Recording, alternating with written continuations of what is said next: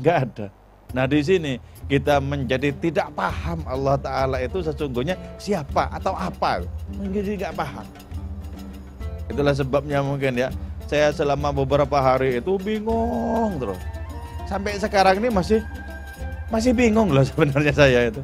Masih bingung. Bukan hanya perkara perang, tentang perkara apa saja saya bingung. Bingung banget. Ya Allah, apa ya kehendakmu ini? Apa ya maknanya ya? Saya nggak paham. Sampai hari ini apa sesungguhnya? Saya nggak paham loh. Dari tadi tidak ada sesungguhnya ungkapan-ungkapan atau pembahasan tentang apa yang mau saya katakan tuh nggak ada, belas nggak ada sama sekali. Sampai saya bawa kitabnya ini loh. Nggak ada. Saya berpikir, apa gunanya berpikir? Saya mencari ini dan itu, apa gunanya mencari ini dan itu? Saya nggak paham, betul-betul saya tidak paham. Jadi kalau sampai sepanjang ini saya bisa berbicara, itu karunia loh ya, karunia. Dari tadi nggak ada yang mau dibicarakan di pikiran saya itu apa tuh, nggak ada sama sekali. Untung ya, untung. Pandanglah yang terbaik itu sebagai yang terbaik. Jangan kemudian kita memandang bahwa andaikan dulu tidak ada peperangan, jangan. Memang harus ada peperangan itu, harus ada. Jadi untuk apa? Untuk bisa mengetahui apakah batin kita bisa menampungnya atau tidak.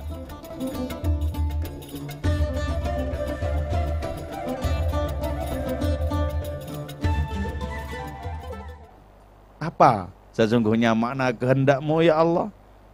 Itulah. Jadi di sini kita kemudian menjadi paham bahwa ada peperangan yang memang diskenario oleh Allah Subhanahu wa Ta'ala di tengah kemungkinan untuk tidak ditegakkannya peperangan. Jadi ada peperangan di tengah kemungkinan ditegakkannya tidak adanya peperangan itu. Ada peperangan di sana. Ada peperangan di sana. Karena itu jangan dikira mudah menjadi bagian dari pasukan Nabi itu tidak mudah. Tidak mudah. Itu berhadapan dengan kematian sekaligus kehidupan. Berhadapan dengan kedua-duanya sekaligus. Siapa yang ditakdirkan lenyap kepalanya ya lenyap. Siapa yang ditakdirkan utuh ya utuh. Jadi pertaruhannya antara lenyap dan utuh, antara utuh dan lenyap. Itu ada itu. Dan Allah Ta'ala itu bermukim di balik keduanya itu. Itulah sebabnya kenapa peperangan itu mesti terjadi. Kalau di dalam kitab yang berkaitan dengan peperangan, kitab novel, apa ya? Apa novelnya? Lupa saya ya.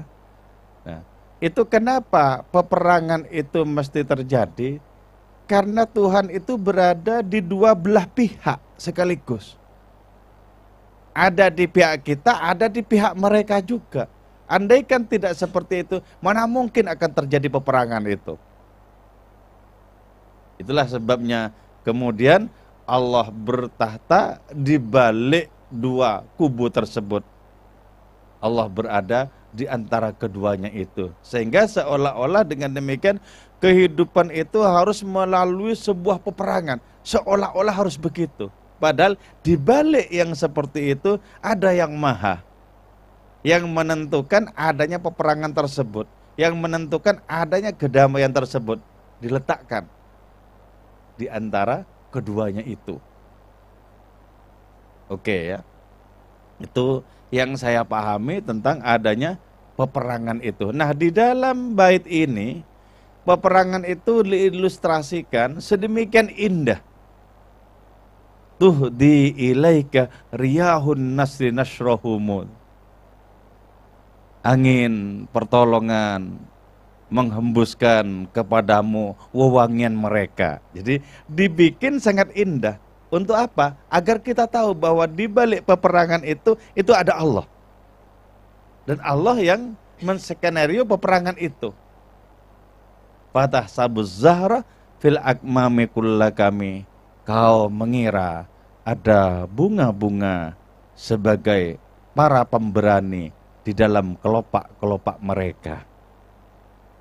Nah dengan demikian, maka janganlah kita menafikan peperangan yang sudah terjadi. Jangan sampai, misalnya, oh andaikan dulu Nabi diutus tidak untuk berperang. Jangan sampai seperti itu. Itu sudah yang terbaik. Itu sudah versinya Allah. Sudah versinya Allah Ta'ala. Jangan kemudian kita tarik kepada dunia damai, di mana kebaikan demi kebaikan senantiasa mendekat kepada diri kita. Jangan tarik ke sana. Apa yang sudah ditentukan oleh Allah Ta'ala, jangan ditarik ke kedamaian itu. Sama sekali jangan. Karena itu yang terbaik sebenarnya. Apa yang sudah ditentukan oleh hadiratnya itu. Karena itu pandanglah yang terbaik itu sebagai yang terbaik. Jangan kemudian kita memandang bahwa andaikan dulu tidak ada peperangan. Jangan. Jangan. Memang harus ada peperangan itu. Harus ada. Jadi untuk apa?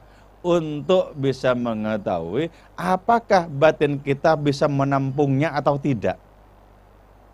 Gitu loh. Bisakah hati kita menampung peperangan itu? Jadi, kalau memang kita ditakdirkan berhadapan dengan peperangan, untuk apa kita tidak menampung peperangan? Harus kita tampung. Jadi jangan kemudian kita berilustrasi bahwa andaikan ini tidak ada, ini tidak ada. Ini memang harus ada. Harus ada ini.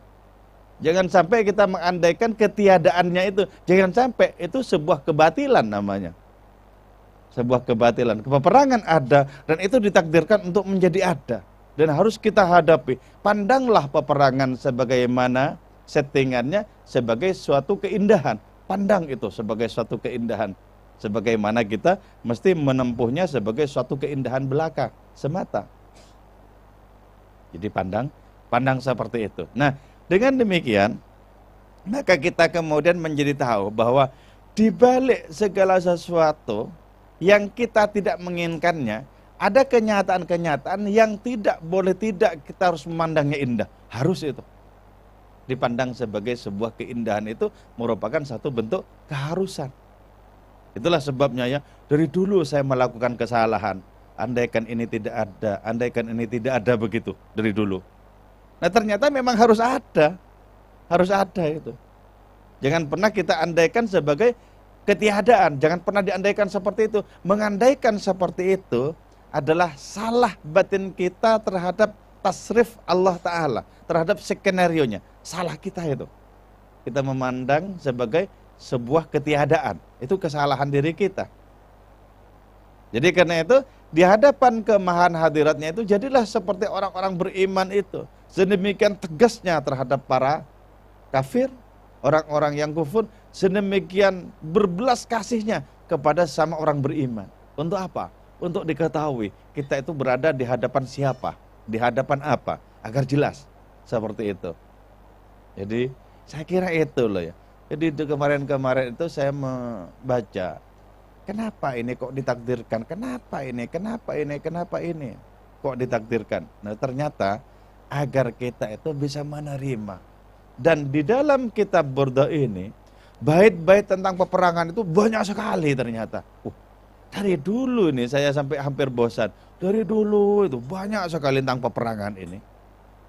Oh berarti apa? Kita memang disiagakan untuk berperang itu. Betapapun itu tidak dikehendaki. Contohnya jelas. Sebagaimana Nabi Daud misalnya ya. Nabi Daud itu enggak pernah selesai membuat rumah Allah. Tidak pernah selesai membuat Baitul Maqdis itu. Enggak pernah rampung itu. Setiap dibikin roboh. Ya Allah, apa sesungguhnya makna kehendakmu? Aku membuat rumahmu roboh. Bikin rumahmu roboh. Untuk apa ya Allah sebenarnya? Allah Ta'ala bertanya kepada Nabi Daud, pantaskah tangan yang berlumuran darah membuat rumah untukku? Nabi Daud menjawab, bukankah aku juga berperang atas nama kehendakmu ya Allah? Allah menjawab, juga. Nah, bukankah orang-orang yang kau perangi itu juga hamba-hambaku? Nah di sini ya, di sini apa yang disebut sebagai sebuah solusi itu nggak ada itu, nggak ada, mutlak nggak ada. Jadi Allah Ta'ala berdiri di tengah-tengah. Allah Ta'ala berdiri. Apa yang disebut sebagai satu jawaban yang berpihak kepada bagian tertentu, enggak ada itu. Enggak ada. Nah di sini kita menjadi tidak paham Allah Ta'ala itu sesungguhnya siapa atau apa. Menjadi enggak paham. Itulah sebabnya mungkin ya, saya selama beberapa hari itu bingung terus. Sampai sekarang ini masih bingung loh sebenarnya saya itu. Masih bingung. Bukan hanya perkara perang, tentang perkara apa saja saya bingung. Bingung banget. Ya Allah, apa ya kehendakmu ini? Apa ya maknanya ya? Saya nggak paham. Sampai hari ini apa sesungguhnya? Saya nggak paham loh. Dari tadi tidak ada sesungguhnya ungkapan-ungkapan atau pembahasan tentang apa yang mau saya katakan itu nggak ada, nggak ada sama sekali. Sampai saya bawa kitabnya ini loh. Nggak ada. Lah, saya berpikir, apa gunanya berpikir? Saya mencari ini dan itu, apa gunanya mencari ini dan itu? Saya nggak paham, betul-betul saya tidak paham. Jadi kalau sampai sepanjang ini saya bisa berbicara, itu karunia loh ya, karunia. Dari tadi nggak ada yang mau dibicarakan di pikiran saya itu apa tuh, nggak ada sama sekali. Untung ya, untung. Oke, saya kira itu saja ya. Saya sebenarnya kebingungan.